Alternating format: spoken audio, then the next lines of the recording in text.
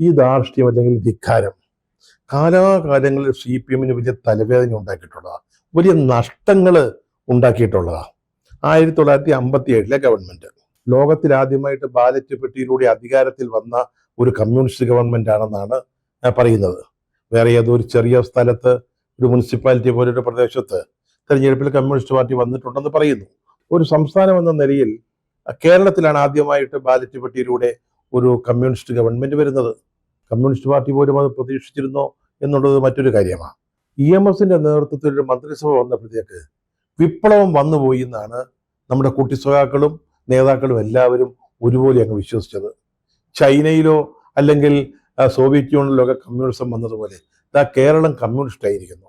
ഇനി കാലാകാലങ്ങളിൽ ആജന്മകാലം കമ്മ്യൂണിസ്റ്റ് പാർട്ടിയാണ് ഇവിടെ ഭരിക്കാൻ പോകുന്നത്.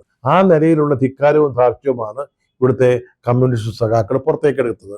അങ്ങനെയാണ് ഈ സ്വൽഭരണം എന്ന് പറയുന്ന ഒരു സമ്പ്രദായം കേരളത്തിൽ ആദ്യമായിട്ട് വന്നത്.